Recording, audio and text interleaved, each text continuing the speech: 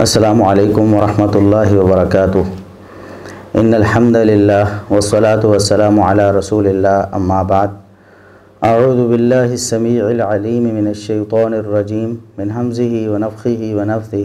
بسم اللہ الرحمن الرحیم۔ یا ایہا الذین آمنوا اطیعوا اللہ واطیعوا الرسول ولا تبطلوا اعمالکم۔ محترم ناظرین اور معزز سامعین، اصلاح میڈیا کے پلیٹ فارم سے بندہ ناچیز حافظ ابو یحییٰ لائیو افطار ٹرانسمیشن میں آپ کی خدمت میں حاضر ہے۔ ہماری یہ ٹرانسمیشن رمضان مبارک کے شروع سے جاری ہے، اور اس ٹرانسمیشن کا مقصد یہ ہے کہ لوگ ٹی وی چینلز میں ہونے والی ٹرانسمیشن سے اپنے آپ کو بچا لیں، اور اس میں جو خرافات ہوتی ہیں،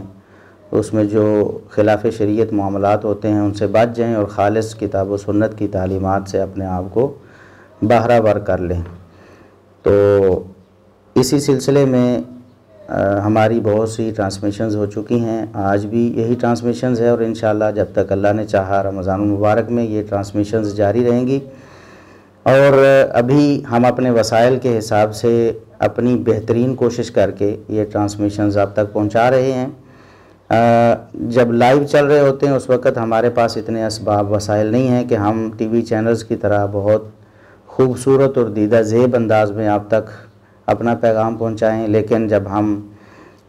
اس ریکارڈنگ کو جب دوبارہ اپلوڈ کرتے ہیں یوٹیوب چینل پہ تو 4K کوالٹی میں اور بہترین انداز میں، اور ہر حوالہ جو بھی بولا جاتا ہے، جو بھی دلیل دی جاتی ہے، وہ آپ کو اوریجنل سکینز کی صورت میں دکھائی جاتی ہے، اور وہ ہائی کوالٹی ویڈیوز ہوتی ہیں جو کہ آج کے دور میں الحمدللہ کسی بھی چینل سے کم نہیں ہیں۔ حتیٰ کہ ٹی وی چینلز کی بھی جو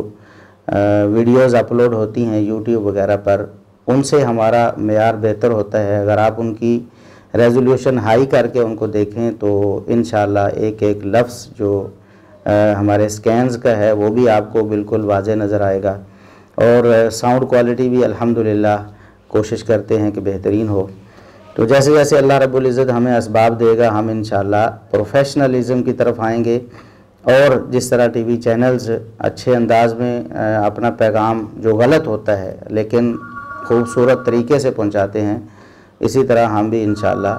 خوبصورت طریقے سے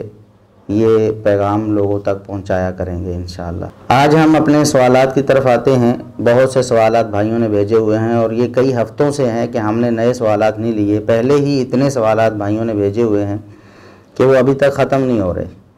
ایک سوال جو آج کل کافی لوگوں کو ضرورت بھی ہے اس کی، وہ یہ کیا جا رہا ہے زکوٰۃ کے مصرف کے حوالے سے کہ زکوٰۃ کے جو مصارف قرآن کریم نے بیان کیے ہیں 8 مصارف، کیا ان میں دعوت دین کا مصرف بھی ہے؟ عموماً فی سبیل اللہ میں دعوت دین کو شامل کیا جاتا ہے، باقی مصارف تو ویسے ہی الگ الگ ہیں، فقراء، مساکین اور دیگر۔ تو فی سبیل اللہ میں کیا دعوت دین آتی ہے کہ نہیں؟ دعوت دین کے ادارے کیا زکوٰۃ وصول کر سکتے ہیں کہ نہیں؟ یہ سوال عموماً رمضان مبارک میں بہت زیادہ اٹھایا جاتا ہے، اور مدارس کے حوالے سے بھی جو زکوٰۃ کلیکٹ کرنے والے لوگ ہیں ان کو بھی اس حوالے سے ضرورت پڑتی ہے، اور مدارس بھی فی سبیل اللہ میں ہی داخل کیے جاتے ہیں،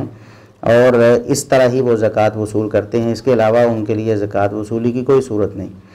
تو ہم نے دیکھنا ہے شریعت کی روح سے کہ کیا ان 8 مصارف میں جو فی سبیل اللہ کا مصرف ہے اس میں دعوت دین اور مدارس آتے ہیں یا نہیں آتے۔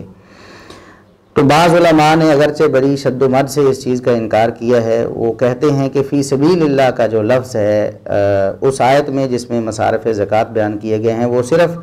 جہاد کے لیے ہے، یعنی قتال فی سبیل اللہ کے لیے ہے۔ اس کے علاوہ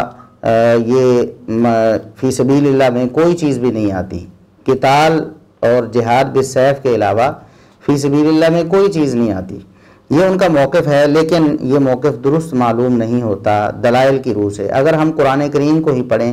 تو انفاق کے ساتھ جہاں فی سبیل اللہ آیا ہے وہاں جہاد کو خاص نہیں کیا گیا یا قتال کو خاص نہیں کیا گیا، بلکہ اس کو عمومی رکھا گیا ہے فی سبیل اللہ کو، جیسا کہ سورہ توبہ کی آیت نمبر 34 میں ہے وَالَّذِينَ يَكْنِزُونَ الذَّهَبَ وَالْفِضَّةَ وَلَا يُنْفِقُونَهَا فِي سَبِيلِ اللَّهِ فَبَشِّرْهُمْ بِعَذَابٍ أَلِيمٍ، کہ جو لوگ سونے چاندی کو ذخیرہ کر کے رکھتے ہیں اور انہیں اللہ کی راہ میں خرچ نہیں کرتے، یعنی ان کی زکوٰۃ نہیں دیتے، تو آپ انہیں عذاب علیم کی بشارت دے دیں، یعنی ان کو عذاب علیم سے دوچار ہونا پڑے گا، تو فی سبیل اللہ وہ خرچ نہیں کرتے۔ تو فی سبیل اللہ سے یہاں کوئی بھی ایسا شخص نہیں ہے مفسرین میں سے جو یہ مراد لے کہ یہاں صرف اور صرف جہاد بالسیف ہے یا قتال ہے، بلکہ عمومی اللہ کی راہ میں یعنی وجوہ الخیر میں خرچ کرنا، چاہے وہ مدارس کی صورت میں ہو، دعوت دین کی صورت میں ہو، اور غرباء، مساکین وغیرہ سب اس میں آتے ہیں۔ اسی طرح سورہ بقرہ کی آیت نمبر 261 میں مثل الذین ينفقون اموالهم فی سبیل اللہ کمثل حبہ، اللہ رب العزت نے اپنے راستے میں فی سبیل اللہ خرچ کرنے والوں کی مثال دی ہے کہ اللہ رب العزت اسے کتنا بڑھا چڑھا کر ثواب دیتا ہے، تو وہاں بھی فی سبیل اللہ ہے۔ اسی طرح سورہ بقرہ کی آیت نمبر 262 میں بھی الذین ينفقون اموالهم فی سبیل اللہ، جو لوگ اپنے مال کو اللہ کی راہ میں فی سبیل اللہ خرچ کرتے ہیں، پھر اپنے خرچ کیے ہوئے کا احسان وغیرہ نہیں جتاتے، کسی کو تکلیف نہیں دیتے، تو ان کا اجر اللہ کے ہاں ہے۔ تو فی سبیل اللہ عمومی انداز میں بیان ہوا ہے۔ زکوٰۃ کے حوالے سے بھی جہاں فی سبیل اللہ آیا ہے، ہمیں جو راجح محسوس ہوتا ہے وہ فی سبیل اللہ عمومی ہے، تمام وجوہ الخیر، دعوت دین کے جو ذرائع ہیں یا دعوت دین کے جو ادارے ہیں وہ بھی اس کے ساتھ منسلک ہوتے ہیں۔ اس کی وجہ کیا ہے کہ دعوت اللہ جو ہے یہ بھی جہاد ہے کئی ایک طرح سے۔ پہلا تو یہ کہ جہاد سے غلبہ دین مقصود ہوتا ہے، اور یہ جو دعوت اللہ ہے یہ غلبہ دین کا ایک بہت بڑا سبب ہے، یعنی دعوت اللہ بھی غلبہ دین کے لیے ہوتی ہے، اس سے بھی غلبہ دین کا مقصود ہوتا ہے، لہٰذا یہ بھی جہاد فی سبیل اللہ آپ اس کو کہہ سکتے ہیں، اور فی سبیل اللہ میں یقیناً یہ شامل ہے۔ اسی طرح کفار سے جہاد بالسیف نہیں ہوتا، صرف کفار سے صرف جہاد بالسیف نہیں ہوتا، بلکہ فکری جہاد بھی ان سے کرنا پڑتا ہے، اور خصوصاً اس دور میں تو فکری یلغاریں بہت زیادہ ہیں کفار کی، اور جب تک ان فکری یلغاروں کو دعوت دین سے توڑا نہیں جائے گا تو لوگوں کو جہاد بالسیف کی طرف قائل بھی نہیں کیا جا سکتا اور مائل بھی نہیں کیا جا سکتا۔ ان کے اندر اگر آپ فکری جہاد کریں گے، علمی اور دعوتی جہاد کریں گے، تو تب جا کر وہ اس قابل ہوں گے کہ کفار کے سامنے اپنا سینہ تان سکیں۔ اسی طرح ایک اور بات جو بڑی قابل غور ہے کہ جہاد جسے ہم دشمنوں سے قتال کہتے ہیں، اس حوالے سے تقریباً تمام مسلم جو ممالک ہیں ان میں باقاعدہ شعبے قائم ہیں، جیسے فوج، ان میں شعبہ باقاعدہ فوج کا شعبہ ہے، اور فوج کو باقاعدہ بجٹ ایک بہت بڑا حصہ دیا جاتا ہے، اس لیے کہ دشمن سے وہ اپنے آپ کو محفوظ کریں۔ ان کی تیاری ہر دم چلتی رہتی ہے، انہیں کسی سے چندہ لینے کی ضرورت نہیں ہوتی، جبکہ دعوت اللہ کا جو معاملہ ہے وہ اکثر ممالک میں جو مسلم ممالک ہیں ان میں حکومت ان کی ذمہ داری ان اداروں کی نہیں لیتی ہے، بلکہ ان اداروں کو خود لوگوں کو چلانا پڑتا ہے۔ اس لیے زکوٰۃ کے حوالے سے جہاد بالسیف سے زیادہ اس دور میں دعوتی اداروں کو ضرورت ہے، تاکہ وہ فکری طور پر کفار کی جو سازشیں ہیں ان کو لوگوں کے سامنے واضح کر سکیں اور ان کا توڑ کر سکیں۔ اور یہ صرف یہ کوئی لاجیکل ہی نہیں کہ صرف عقلی طور پر ہم نے یہ چند باتیں کر دی ہیں، حدیث میں بھی سنن نسائی کی حدیث نمبر 3192 ہے کہ اللہ کے رسول صلی اللہ علیہ وسلم نے فرمایا، صحیح سند کے ساتھ ہے، جاہدوا بایدیکم والسنتکم واموالکم، تم جہاد کرو دشمنوں سے اپنے ہاتھوں کے ساتھ، اپنی زبانوں کے ساتھ اور اپنے مالوں کے ساتھ۔ تو جہاد اپنے ہاتھوں کے ساتھ یعنی قتال کرو، لڑائی کرو، اور اپنی زبانوں کے ساتھ یعنی بول کر، دعوت دے کر ان کے خلاف لوگوں کو ان کے دلائل کا توڑ کرو اور ان کی گمراہیوں کا توڑ کرو۔ تو یہ اسے بھی جہاد کہا گیا حدیث میں کہ جہاد بالالسنہ، اور دعوت میں یہ جہاد بالالسنہ ہی ہوتا ہے، اور ہاتھوں کے ساتھ بھی یعنی تحریری صورت میں بھی جہاد ہو جاتا ہے۔ تو بہرحال یہ جہاد میں یہ چیزیں شامل ہیں، اور فی سبیل اللہ میں یہ دعوتی شعبے بالاولا شامل ہوں گے، کیونکہ کئی اور مصارف ایسے ہیں، کوئی اور چیزیں ایسی ہیں جن کو فی سبیل اللہ میں شامل کیا گیا، حالانکہ وہ جہاد بالسیف نہیں ہیں۔ جیسا کہ صحیح بخاری میں 6898 نمبر حدیث ہے، نبی کریم صلی اللہ علیہ وسلم نے ایک مقتول کی دیت ادا کی، جبکہ کوئی اس کا قاتل واضح طور پر مل نہیں رہا تھا۔ ایسے علاقے میں جو مسلمانوں کا علاقہ نہیں تھا، یہود کا علاقہ تھا، وہاں ایک صحابی کو قتل کر دیا گیا۔ نبی کریم صلی اللہ علیہ وسلم کے پاس معاملہ آیا، آپ نے فرمایا کہ پھر ایک صورت ہو سکتی، یا تو آپ گواہی دو کوئی گواہ لے آؤ کہ یہود نے قتل کیا ہے، اگر آپ گواہی نہیں دے سکتے تو پھر یہود سے قسم لے لیتے ہیں۔ تو انہوں نے عرض کیا جو وارث تھے مقتول کے کہ اللہ کے رسول یہ جو کفار ہیں یہود ہیں وہ تو جھوٹی گواہی دینے سے یا جھوٹ بولنے سے باز نہیں آتے، لہٰذا ہم تو قسم کیسے ان سے لے لیں، وہ تو جھوٹی قسمیں دے دیں گے۔ تو آپ صلی اللہ علیہ وسلم نے پھر انہیں دیت ادا کی، 100 اونٹ جو دیت تھی فَفَدَاهُ مِئَةً مِّنْ إِبِلِ الصَّدَقَةِ تھی، آپ صلی اللہ علیہ وسلم نے صدقے کے اونٹوں سے 100 اونٹ دیت ادا کی۔ تو دیت یقیناً جہاد بالسیف کا یہ شعبہ نہیں ہے، دیت دینا، دیت کسی کو دینا یا دیت کسی سے لینا یہ جہاد بالسیف کا شعبہ نہیں ہے۔ تو اگر کسی کو دیت دی جا سکتی ہے صدقے کے اونٹوں سے اور وہ فی سبیل اللہ میں شامل ہو سکتی ہے، یہاں بعض لوگوں نے اس کو کوشش کی ہے کہ اس کو کسی اور طرف لے جائیں، حالانکہ بالکل ایسا نہیں ہے، یہ فی سبیل اللہ کے علاوہ کسی مصرف میں دیت کا معاملہ نہیں آتا، یہ عمومی جو وجوہ الخیر ہیں انہی میں آئے گا۔ تو دیت اگر صدقے کے اونٹوں سے دی جا سکتی ہے زکوٰۃ سے، تو پھر دعوت اللہ کا جو شعبہ ہے وہ بھی صدقے سے اور زکوٰۃ سے چلایا جا سکتا ہے۔ اسی طرح ایک اور حدیث ہے مسند احمد کی، ایک 17,939 نمبر ہے، مسند احمد میں 17,939 نمبر ہے۔ سیدنا ابو اللاس الخزاعی رضی اللہ عنہ بیان کرتے ہیں کہ نبی کریم صلی اللہ علیہ وسلم نے ہمیں حج کے لیے صدقے کے اونٹ دیے، حج کے لیے ہمیں صدقے کے اونٹ دیے۔ اور اس حدیث پر امام ابن خزیمہ جو امام الائمہ ہیں رحمہ اللہ تعالی، بہت بڑے جلیل القدر امام ہیں، انہوں نے باب قائم کیا، باب الرخصۃ فی اعطاء من یحج من سہم سبیل اللہ اذ الحج من سبیل اللہ۔ وہ فرماتے ہیں کہ حج کے لیے بھی صدقے یعنی زکوٰۃ سے کسی کی مدد کی جا سکتی ہے، اس لیے کہ حج فی سبیل اللہ میں شامل ہے۔ قرآن کریم میں جو مصارف بیان کیے گئے ہیں ان میں ایک مصرف فی سبیل اللہ بھی ہے زکوٰۃ کا۔ تو امام ابن خزیمہ فرماتے ہیں کہ حج بھی فی سبیل اللہ میں شامل ہے، لہٰذا حاجی کی بھی مدد اگر اسے ضرورت ہو تعاون کی تو زکوٰۃ سے کی جا سکتی ہے۔ جب حج کا معاملہ جو ہے وہ فی سبیل اللہ میں شامل ہو سکتا ہے، اسی طرح دیت کا معاملہ فی سبیل اللہ میں شامل ہو سکتا ہے، تو یقیناً بالاولا دعوت اللہ کا جو معاملہ ہے اور مدارس یہ دعوت اللہ کے آپ کہہ لیں کہ مورچے ہیں، ان سے داعی پیدا ہوتے ہیں۔ تو دعوت اللہ کے جو شعبے یا ادارے ہیں اور جو مدارس ہیں وہ زکوٰۃ کے مستحق ہیں، اور تقریباً تمام علماء اس بات پر تو متفق ہیں کہ مدارس جو ہیں وہ فی سبیل اللہ ہیں، فی سبیل اللہ میں شامل ہیں، اور مدارس دعوت اللہ ہی کے ادارے ہیں، لہٰذا دعوت اللہ کے اداروں کی مدد آج کے دور میں خصوصی طور پر زکوٰۃ کے مال سے کی جا سکتی ہے۔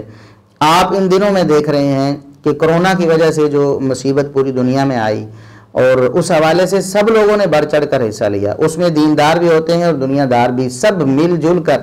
کام کرتے ہیں۔ آپ دیکھ رہے ہیں اس کے مظاہر، لوگ مدد کرتے ہیں، حتیٰ کہ مسلمان کیا کافر بھی پیش آتے ہیں اور لوگوں کی مدد کرتے ہیں، اور دیندار جو لوگ ہیں جنہوں نے فلاحی اور اصلاحی تنظیمیں بنائی ہوئی ہیں وہ بھی بڑھ چڑھ کر اس میں حصہ لیتے ہیں، سب لوگ مل کر۔ لیکن جب دعوت اللہ کے حوالے سے بات آتی ہے تو بہت کم لوگ ہوتے ہیں جو اپنے صدقات و خیرات یا اللہ کی راہ میں خرچ کرنے کے لیے ان اداروں کا انتخاب کرتے ہیں۔ لوگوں کی بھوک اور ان کے افلاس کو ختم کرنا یقیناً بہت بڑی نیکی ہے، لیکن دعوت اللہ کا جو شعبہ ہے اس سے بھی آگے بڑھ کر ہے۔ دعوت اللہ کا جو کاز اور جو مقصد ہے، جو مشن ہے، وہ اس سے بھی آگے بڑھ کر ہے۔ تو سب شعبوں میں لوگ تعاون کرتے ہیں، کرنا بھی چاہیے۔ تو دعوت اللہ کا جو شعبہ ہے اس کو بھی آپ لوگ مضبوط کریں، اور دعوت اللہ کے اداروں میں اگر آپ کو زکوٰۃ دینی پڑتی ہے تو یقیناً آپ دے سکتے ہیں۔ اگلا سوال ابو الحسین میر ابراہیم سلفی بھائی کشمیر سے کرتے ہیں کہ امام مالک کا استوا والا جو قول ہے کیا وہ صحیح سند سے ثابت ہے؟ ان کے سوال کا اصل اشکال یہ ہے، سوال کا مقصد یہ ہے کہ آپ نے کہا تھا کہ تلقی بالقبول سے صحت ثابت نہیں ہوتی، بلکہ صحت پہلے سے ثابت ہوتی ہے، صحت ثابت ہونے کے بعد تلقی بالقبول ہوتی ہے، یعنی امت کا کسی روایت کو قبول کر لینا اس کے صحیح ہونے کے بعد ہوتا ہے، امت کا قبول کرنا صحیح ہونے کی علامت نہیں ہوتا۔ تو پھر امام مالک رحمۃ اللہ علیہ کا جو قول ہے کہ استوا معلوم ہے، اس کی کیفیت مجہول ہے، اس پر ایمان لانا واجب ہے، اس کے بارے میں سوالات بے تکے کرنا بدعت ہے، یہ قول آپ کس طرح ثابت کریں گے؟ کیا کسی صحیح سند سے یہ ثابت ہے یا اس کے لیے ہمیں تلقی بالقبول کا سہارا لینا پڑے گا؟ دیکھیے محترم بھائی، جہاں تک تلقی بالقبول کا تعلق ہے، میں پہلے بھی بڑی تفصیل سے یہ بات عرض کر چکا ہوں کہ تلقی بالقبول کا مطلب ہوتا ہے امت کا اسے قبول کر لینا، اور امت قبول صحیح حدیث کو کرتی ہے، صحیح روایت کو کرتی ہے، ضعیف روایت کو امت کبھی قبول نہیں کرتی۔ یہ بات آپ کو ذہن نشین کر لینی چاہیے۔ آپ ایک بھی مثال پیش نہیں کر سکتے کہ امت نے کسی روایت کو صحیح کہہ دیا ہو حالانکہ وہ صحیح نہ ہو، اس کو تلقی بالقبول کر لیا ہو حالانکہ وہ صحیح نہ ہو۔ بھئی صحیح تھی پہلے، تب ہی تو امت کی قبولیت اس پر ہوئی۔ امت ایسے کبھی قبول نہیں کرتی کسی ضعیف یا منکر یا موضوع یا من گھڑت روایت کو۔ روایت صحیح ہوتی ہے تو امت اس کو قبول کرتی ہے، یہ بات آپ کو یاد رکھنی چاہیے۔ اور اصول حدیث میں جہاں یہ بحثیں موجود ہیں تلقی بالقبول کی، وہاں بھی صحت سے ایک زائد شرط اسے قرار دیا گیا ہے کہ اس سے مزید صحت یعنی مزید زیادہ قوت پیدا ہوتی ہے۔ پہلے بھی ایک چیز صحیح ہوتی ہے تلقی بالقبول سے اور زیادہ مضبوط ہو جاتی ہے۔ باقی یہ جو سوال امام مالک رحمۃ اللہ علیہ کا آپ نے کیا ہے، تو ایسا نہیں کہ ہم نے کوئی ضعیف روایتیں امام مالک رحمۃ اللہ علیہ سے اس حوالے سے اکٹھی کی ہوں اور اس کو پھر تلقی بالقبول کا بہانہ بنا کر اسے قبول کر لیا ہو۔ نہیں، ہم ثابت کریں گے اللہ کے فضل و کرم سے کہ امام مالک رحمۃ اللہ علیہ سے یہ قول بالکل ثابت ہے۔ سب سے پہلے تو آپ امام احمد بن حنبل رحمہ اللہ تعالیٰ کے جو مسائل ہیں، امام ابو داود رحمۃ اللہ علیہ نے جمع کیے ہیں، مسائل الامام احمد بروایت ابی داود، امام ابو داود رحمۃ اللہ علیہ نے ان میں یہ بات نقل کی ہے کہ امام مالک رحمہ اللہ تعالیٰ نے فرمایا اللہ فی السماء وعلمہ فی کل مکان لا یخلو من علمہ مکان۔ امام مالک رحمۃ اللہ علیہ کا یہ عقیدہ تھا کہ اللہ رب العزت کی ذات عرش پر مستوی ہے اور اللہ رب العزت کا علم ہر جگہ پہ ہے، اس کے علم سے کوئی جگہ خالی نہیں، لیکن اس کی ذات عرش پر مستوی ہے۔ یعنی استواء علی العرش کے عقیدہ امام مالک رحمہ اللہ تعالیٰ اس پر بالکل یعنی بڑی زبردست طریقے سے قائم تھے اور اس کی تبلیغ کرتے تھے۔ اور دوسری روایت جو ہے وہ الشریعہ امام اجوری رحمہ اللہ تعالیٰ کی، اس میں بھی بالکل انہی الفاظ کے ساتھ سند بھی تقریباً یہی ہے کہ اللہ عز و جل فی السماء وعلمہ فی کل مکان لا یخلو من علمہ مکان۔ اللہ رب العزت کی ذات عرش پر مستوی ہے، اس کا علم ہر جگہ پہ ہے، اس کے علم سے کوئی جگہ خالی نہیں۔ یہی اہل الحدیث کا اللہ کے فضل و کرم سے اہل سنہ کا عقیدہ ہے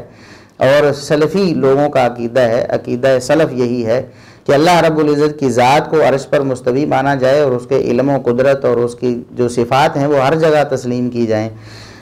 اب آگے آتے ہیں کہ کیا امام مالک رحمہ اللہ تعالیٰ سے وہ قول جو خصوصی طور پر بیان کیا جاتا ہے وہ ثابت ہے کہ نہیں؟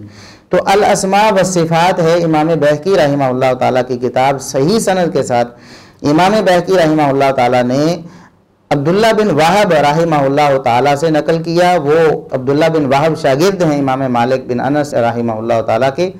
وہ فرماتے ہیں کننا عند مالک بن انس، ہم اب مالک بن انس رحمہ اللہ تعالیٰ کے پاس تھے۔ فداخل رجل، ایک شخص آیا، فقال یا ابا عبداللہ الرحمن علی العرش استوى۔ قرآن کریم میں اللہ رب العزت نے فرمایا سورہ طٰہٰ کی آیت نمبر 5 میں کہ رحمان عرش پر مستوی ہے، تو آپ مجھے بتائیے کیف استواؤہ، اللہ رب العزت کیسے مستوی ہے عرش پر؟ دیکھیں وہ جو روایت آپ کہہ رہے تھے نا کہ اس کی کوئی صحیح سند نہیں ہے اور آپ نے تلقی بالقبول کا کوئی بہانہ بنایا ہے اور اس کو قبول کیا ہے، یہ سند دیکھیں 866 نمبر روایت ہے الاسماء والصفات امام بہقی رحمہ اللہ تعالیٰ کی کتاب کی، سند لکھی ہوئی ہے، آپ سند چیک کر سکتے ہیں۔ سند ساری کی ساری صحیح ہے، سارے کے سارے راوی ثقہ ہیں اور سند متصل ہے۔ امام مالک رحمہ اللہ تعالیٰ سے سوال ہوا کہ استواء علی العرش کیسے ہے، اس کی کیفیت بیان کریں۔ تو امام مالک رحمہ اللہ تعالیٰ نے اپنا سر مبارک جھکا لیا، تھوڑی دیر آپ کو پسینہ آ گیا، پھر آپ نے سر مبارک اٹھایا، یعنی اتنا خطرناک سوال تھا۔ امام مالک رحمہ اللہ تعالیٰ پسینے سے شرابور ہو گئے، پھر آپ نے سر مبارک اٹھایا اور فرمایا الرحمن علی العرش استوى، رحمان عرش پر مستوی ہے، کما وصف نفسہ، جیسا کہ اللہ رب العزت نے خود اپنے لیے بیان کیا ہے۔ یعنی اللہ نے بتایا ہے کہ میں عرش پر مستوی ہوں، رحمان عرش پر مستوی ہے، تو بس ہم نے ایمان لایا اس پر کہ رحمان عرش پر مستوی ہے۔ رحمان عرش پر مستوی ہے، اس چیز کو تو مانا جائے گا۔ ولا یقال کیف، کیسے مستوی ہے یہ سوال نہیں کیا جائے گا۔ وکیف عنہ مرفوع، اللہ رب العزت کی صفات سے کیفیت جو ہے ہمیں بیان نہیں کی گئی، نہ ہم اس کا کوئی اعتقاد رکھ سکتے ہیں کہ اللہ رب العزت کی صفات کی کیا کیفیت ہے۔ وَأَنْتَ رَجُلُ سَوْءٍ صاحب بدعۃ، اور تم برے آدمی ہو اور بدعتی ہو۔ اخرجوہ، امام مالک رحمہ اللہ فرماتے ہیں اس کو لے جاؤ، نکال دو اس کو میری مجلس سے۔ یہ قرآن و سنت کی نصوص جو صفات باری تعالیٰ کے بارے میں ہیں ان کے بارے میں سوال کرتا ہے کہ کیفیت کیا ہے۔ یہ تو ہر مسلمان کو معلوم ہے کہ اللہ رب العزت کی صفات کما یلیق بشانہ ہی ہیں، جیسے اللہ رب العزت کی شان کو لائق ہیں، ان کی کیفیت نہ بیان کی جائے گی نہ پوچھی جائے گی۔ تو یہ وہ قول ہے جو معروف ہے مختلف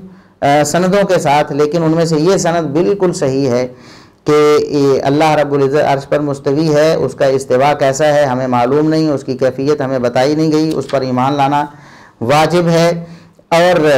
یہی بات امام ذہبی رحمہ اللہ تعالیٰ نے نقل کی ہے اپنی کتاب العلو میں۔ وہ فرماتے ہیں وساق البیہقی باسناد صحیح عن ابن وہب، امام بہقی رحمۃ اللہ علیہ نے صحیح سند کے ساتھ عبداللہ بن وہب سے یہ بات نقل کی ہے، اور آگے انہوں نے یہی روایت بیان کی ہے، یعنی امام ذہبی رحمۃ اللہ علیہ نے بھی اس کی سند کو صحیح کہا ہے۔ اسی طرح امام ذہبی رحمۃ اللہ علیہ اپنی کتاب العرش میں پھر اس کو لے کے آئے ہیں، اور وہاں بھی وہ فرماتے ہیں رواہ البیہقی باسناد صحیح عن ابن وہب۔ اور اسی طرح حافظ ابن حجر رحمہ اللہ تعالیٰ نے فتح الباری میں اسی سند کو، اسی حدیث کو ذکر کیا اور فرمایا واخرج البیہقی بسند جید عن عبداللہ ابن وہب، کہ امام بہقی رحمۃ اللہ علیہ نے جید یعنی بہترین اور عمدہ سند سے عبداللہ بن وہب سے نقل کیا ہے کہ امام مالک رحمہ اللہ تعالیٰ کے ساتھ یہ واقعہ پیش آیا اور انہوں نے یہ فرمایا۔ لہٰذا اس قول کے ثبوت میں کوئی شبہ نہیں رہا۔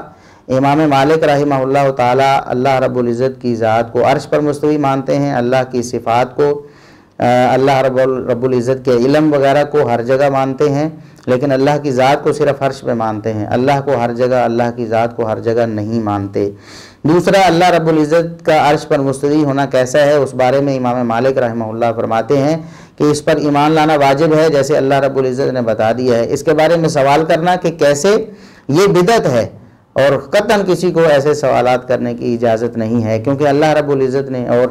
اس کے رسول صلی اللہ علیہ وسلم نے کیفیت نہیں بتائی ہے۔ سوال کیا گیا ہے شاہد محمود صاحب کی طرف سے کہ روزوں کی قضا کے ساتھ کیا روزوں کا فدیہ بھی دیا جائے گا اگر روزے کسی نے چھوڑ دیے ہوں؟ ایک نوجوان ہے، وہ بلوغت کے بعد بھی روزے چھوڑتا رہا اپنی سستی اور کوتاہی کی وجہ سے، اب وہ ان کی قضائی دے گا صرف، یا ساتھ ساتھ فدیہ بھی دے گا؟ تو دیکھیے محترم بھائی، فدیے کا جو حکم ہے وہ شریعت نے دیا ہے خاص صورتوں میں، ہر صورت میں روزہ چھوڑنے کی صورت میں فدیے کا حکم نہیں دیا گیا۔ جن صورتوں میں فدیے کا حکم دیا گیا ہے صرف ان صورتوں میں فدیہ لازم آئے گا، ورنہ صرف قضا دینی ہوگی، اور قضا کی کوئی صورت ایسی نہیں ہمارے علم میں جہاں فدیے کو بھی لازم قرار دیا گیا ہو،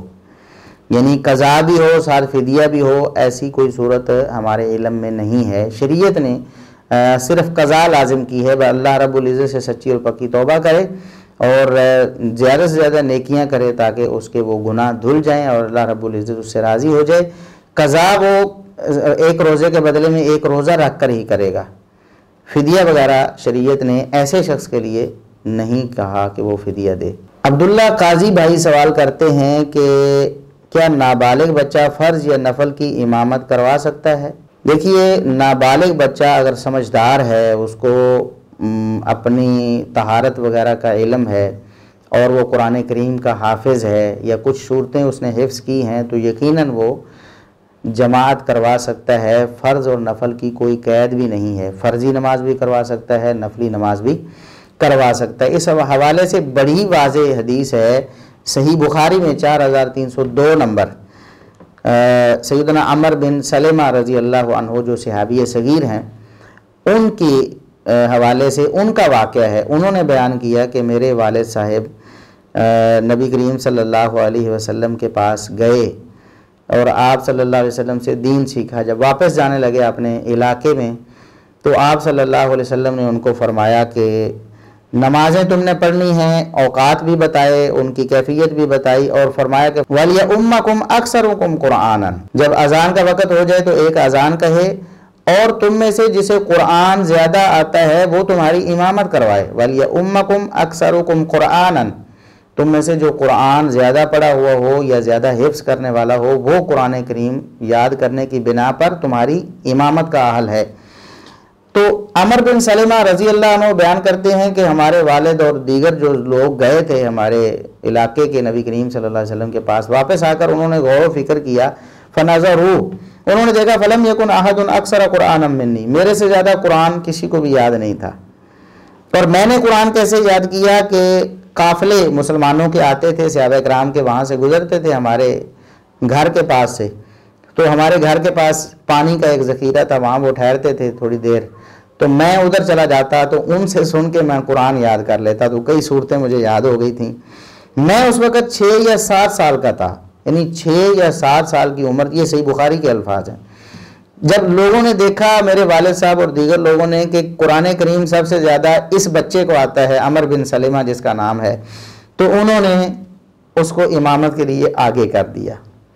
امامت کے لیے آگے کر دیا، امام بنا دیا۔ تو وہ انہیں امامت کرواتے تھے فرضوں میں بھی اور نفلوں میں بھی، یعنی فرضوں اور نفلوں کا کوئی فرق نہیں۔ ابتدائی طور پر تو ظاہر ہے جماعت فرضوں کی ہوتی ہے نا، فجر، ظہر، عصر، مغرب، عشاء، تو فرضوں کی بھی امامت نابالغ بچہ کر سکتا ہے، 6 یا 7 سال کا بچہ بھی کر سکتا ہے۔ اسے اگر قرآن یاد ہے یقیناً وہ ہوش مند ہوگا، وہ اپنی طہارت کا خیال کرنے والا ہوگا، اس کو تعلیم بھی دی جا سکتی طہارت کے حوالے سے، خصوصی بچوں کو ویسے ہی دینی چاہیے۔ 3-4 سال کا بچہ ہو، 4-5 سال کا بچہ ہو، تو اس کو طہارت کے تمام احکامات معلوم ہونے چاہیے جو اس کے متعلقہ ہیں۔ تو نابالغ بچہ حدیث کی روح سے صحیح بخاری 4302 بالکل امامت کروا سکتا ہے۔ بعض لوگوں کا جو کہنا ہے کہ نابالغ کی امامت مکروہ ہے، وَيُكْرَهُ امامت الصبی، اس طرح کے الفاظ بعض فقہ کی کتابوں میں وارد ہیں، تو وہ قطعاً صحیح نہیں ہیں، غلط ہیں، اس حدیث کے خلاف ہیں۔ حدیث سے نبی کریم صلی اللہ علیہ وسلم کی حدیث یہ بتاتی ہے کہ نابالغ بچہ یقیناً امامت کروا سکتا ہے۔ تو ابھی ان دنوں میں تراویح وغیرہ کے حوالے سے اکثر لوگوں کا اشکال ہوتا ہے، تو تراویح کی امامت تو بالاولیٰ کروا سکتا ہے، جب فرضوں کی بھی کروا سکتا ہے تو نفلوں کی بھی کروا سکتا ہے۔ ہمارے محترم فیاض صاحب ہیں والٹن سے، لاہور سے، وہ سوال کرتے ہیں کہ ایک مولانا صاحب نے روایت بیان کی کہ نبی کریم صلی اللہ علیہ وسلم کے پاس ایک صحابی کا جنازہ لایا گیا، تو آپ نے یہ کہہ کر پڑھانے سے انکار کر دیا کہ یہ شخص عثمان رضی اللہ عنہ کو برا کہا کرتا تھا۔ ایک آدمی کا جنازہ آیا اور رسول اللہ صلی اللہ علیہ وسلم نے پڑھانے سے انکار کر دیا، گھر تشریف لے گئے، میں تم پڑھ لو، میں نہیں پڑھتا۔ یہ بہت بڑی دھچکے کی بات تھی کہ رسول اللہ صلی اللہ علیہ وسلم کسی کا جنازہ پڑھنے سے انکار کر۔ صحابہ رضی اللہ عنہ کہتے ہیں جب جنازہ چلا گیا تو ہم نے کہا اللہ کے رسول اس کا کیا قصور تھا؟ فرمایا تمہیں پتہ نہیں یہ عثمان کو برا کہتا تھا۔ تو کیا یہ روایت صحیح ہے؟ دیکھیے یہ روایت جامع ترمذی میں 3709 نمبر پہ موجود ہے۔ امام ترمذی رحمہ اللہ تعالیٰ نے اس کو اپنی سند سے بیان کیا ہے، لیکن یہ سند صحیح نہیں ہے۔ اس میں ایک راوی ہے محمد بن زیاد، میمون بن مہران کا شاگرد محمد بن زیاد، یہ سخت جھوٹا راوی ہے۔ خود امام ترمذی رحمہ اللہ تعالیٰ فرماتے ہیں محمد بن زیاد ھذا ہوا صاحب میمون بن مہران ضعیف فی الحدیث جدا، یہ سخت ضعیف ہے حدیث میں، میمون بن مہران کا جو شاگرد محمد بن زیاد ہے۔ اور امام ابن معین رحمہ اللہ تعالیٰ اس کے بارے میں فرماتے ہیں وَكَانَ كَذَّابًا خَبِيثًا، یہ بہت برا اور کذاب جھوٹا شخص تھا۔ اور اسی طرح امام احمد بن حنبل رحمۃ اللہ علیہ فرماتے ہیں كَذَّابٌ خَبِيثٌ أَعْوَرُ يَضَعُ الْحَدِيثَ، یہ بہت بڑا جھوٹا اور بہت خبیث شخص تھا، یہ آور تھا، کانا تھا آنکھ سے بھی، اور یضع الحدیث، حدیثیں گھڑا کرتا تھا، یہ حدیثیں بھی گھڑا کرتا تھا۔ تو لہٰذا اس کی بیان کردہ کسی روایت کو بیان کر کے کسی واقعے کو قابل اعتماد نہیں ٹھہرایا جا سکتا اور اس پر یقین قطع نہیں کیا جا سکتا۔ ایسا کبھی نہیں ہوا کہ نبی کریم صلی اللہ علیہ وسلم نے کسی صحابی کا جنازہ پڑھانے سے انکار کر دیا ہو، اس لیے کہ وہ عثمان رضی اللہ عنہ کو برا کہتا تھا۔ اور دوسری بات یہ ہے کہ اس حدیث میں قطعاً صحابی ہونے کا بھی کوئی ذکر نہیں ہے، اس حدیث میں کوئی ذکر نہیں ہے کہ وہ شخص صحابی تھا اور اسے لایا گیا اور وہ عثمان رضی اللہ عنہ کو برا کہتا تھا اس لیے جنازہ نہیں پڑھا۔ عین ممکن اگر یہ روایت ثابت بھی ہوتی، پہلے تو یہ ہے ہی جھوٹ، اگر ثابت بھی ہوتی تو تب یہ منافق بھی ہو سکتا تھا نا، منافقین بھی مدینے میں موجود تھے، شروع کے ادوار میں تو زیادہ تھے، تو منافقین میں سے بھی ہو سکتا تھا، لہٰذا اس کو صحابی کہنا، صحابی کی تو تعریف ہی یہ ہے کہ من لقی النبی صلی اللہ علیہ وسلم مؤمنا ومات علی الایمان، جو شخص نبی کریم صلی اللہ علیہ وسلم سے ایمان کی حالت میں ملا ہو اور اس کی موت بھی ایمان پر ہوئی ہو، اسے صحابی کہتے ہیں۔ تو لہٰذا یہ بالکل الزام ہے نبی کریم صلی اللہ علیہ وسلم کے صحابہ کرام پر کہ ان میں سے کوئی ایسا تھا جس کا جنازہ نبی کریم صلی اللہ علیہ وسلم نے اس بنا پر نہ پڑھا کہ وہ عثمان رضی اللہ عنہ کو برا کہتا تھا۔ البتہ بعض لوگ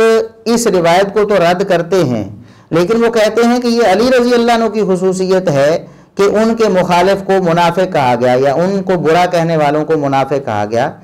یہ علی رضی اللہ عنہ کی خصوصیت ہے، جیسے کہ صحیح مسلم وغیرہ میں ہے کہ لا یحبنی الا مؤمن ولا یبغضنی الا منافق۔ نبی کریم صلی اللہ علیہ وسلم نے سیدنا علی رضی اللہ عنہ کو فرمایا،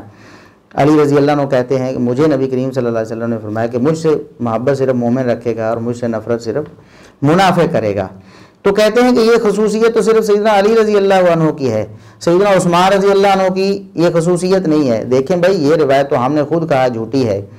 اور جو لوگ ایسی باتیں کرتے ہیں ان کے پاس تو اس روایت کو ضعیف کہنے کا بھی کوئی سبب نہیں تھا، وہ بتا نہیں سکے، صرف بس جھوٹا کہہ کے یا ضعیف کہہ کے آگے چلے گئے۔ ہم نے اس کی حقیقت بھی بتائی ہے اور علماء کرام کے اقوال بھی اس حوالے سے آپ کے سامنے ذکر کیے ہیں۔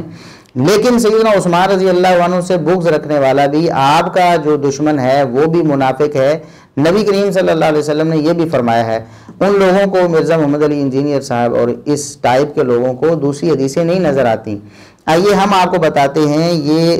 مسند احمد کی حدیث ہے، نبی کریم صلی اللہ علیہ وسلم نے سیدنا عثمان رضی اللہ عنہ کو وصیت کی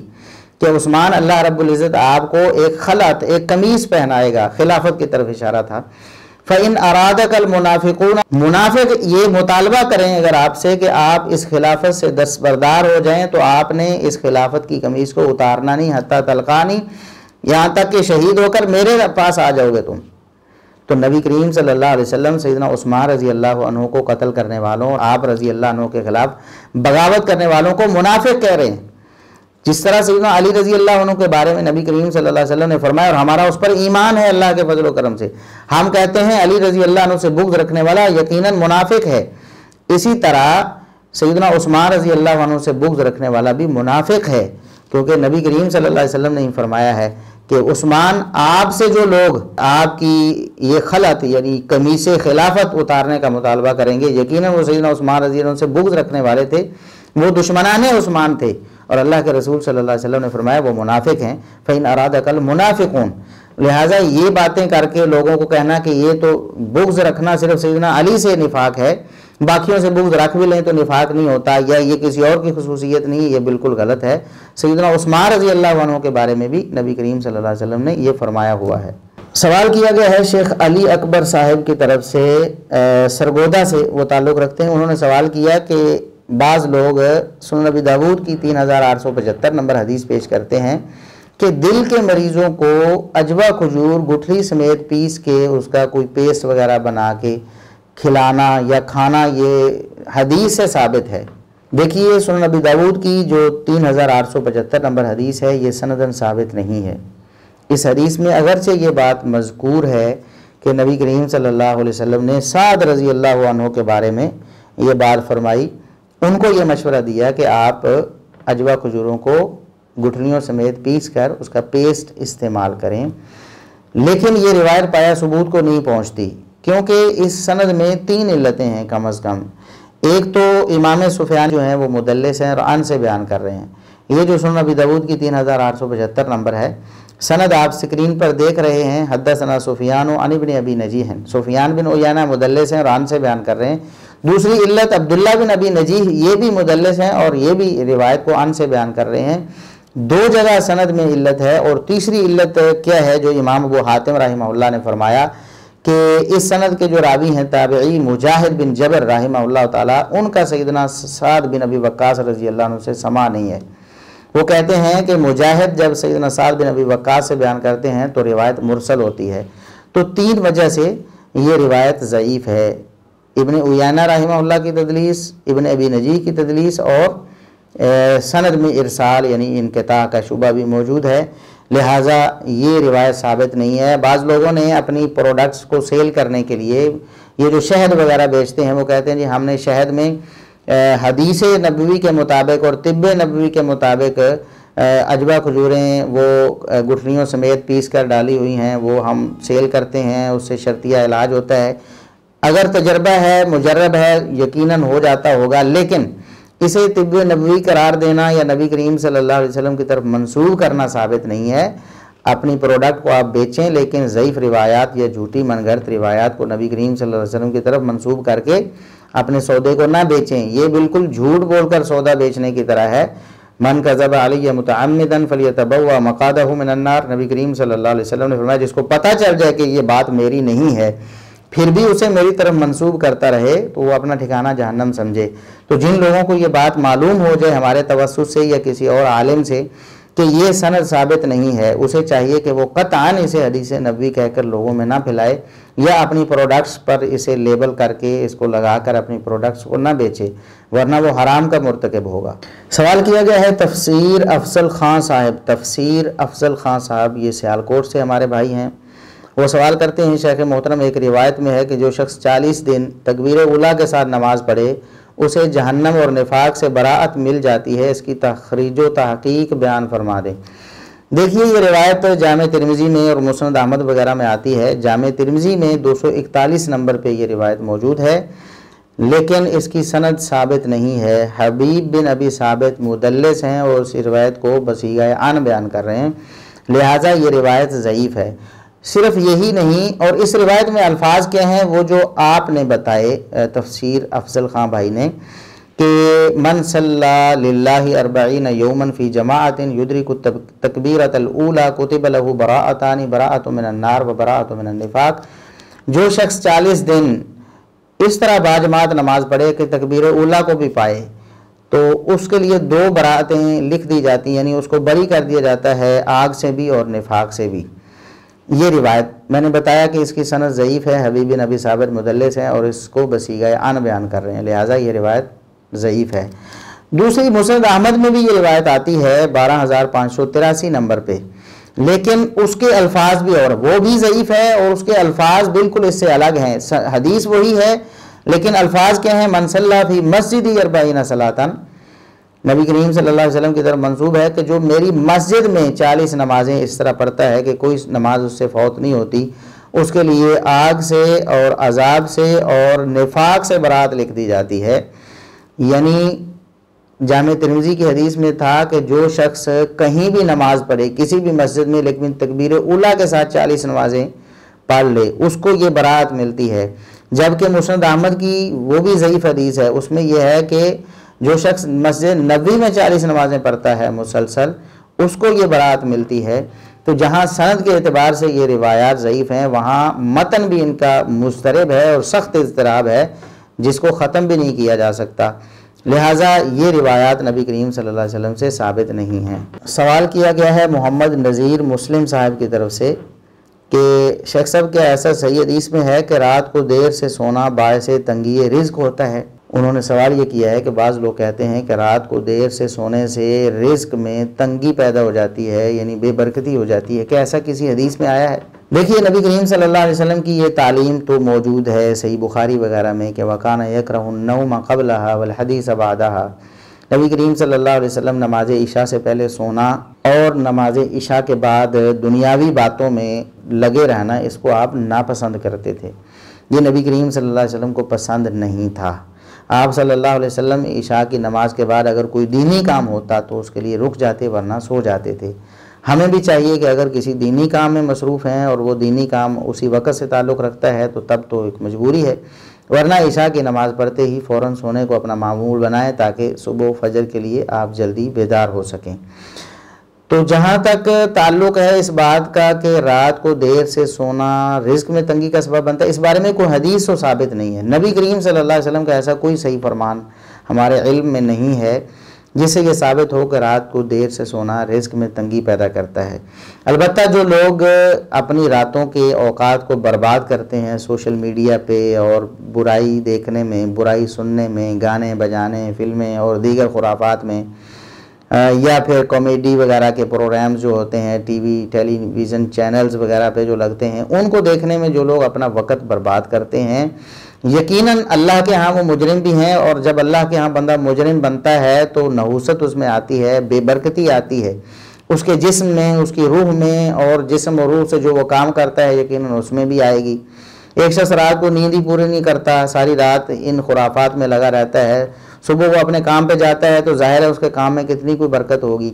لیکن یہ ساری باتیں انڈائریکٹلی ہیں،